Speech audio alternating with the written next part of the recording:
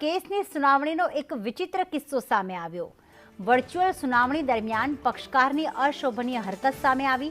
આ પક્ષકારે ટોયલેટમાંથી વર્ચ્યુઅલ સુનાવણીમાં હાજરી આપી હતી। જસ્ટિસ નિર્જર દેસાઈની કોર્ટમાં ગયા સપ્તાહની આ ઘટના છે। અબ્દુલ સમદ બેટરીના નામ સાથે લોગિન થઈ હતી। આ વ્યક્તિ ટોયલેટ સીટ પર બેઠેલી વ્યક્તિ ફરિયાદી છે। ન્યાયતંત્રની ગરિમા ન જાળવવા બદલ આ વ્યક્તિ સામે કાર્યવાહી પણ થઈ શકે છે। કન્ટેમ્પ્ટ ઓફ કોર્ટ બદલ દંડ કે પછી સજા અથવા બંને થઈ શકે છે।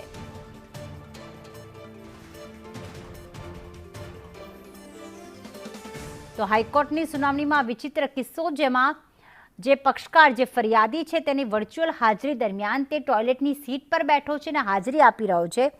આ વિડીયો વાયરલ થતાં વિવાદ સર્જાયો છે, કારણ કે આ તો ન્યાયતંત્રની ગરિમાને એક લાંછનરૂપ ઘટના કહી શકાય કે તમારી વર્ચ્યુઅલી હાજરી છે ને એવા સમયમાં તમે ટોયલેટમાંથી ઓનલાઈન હાજરી આપી રહ્યા છો।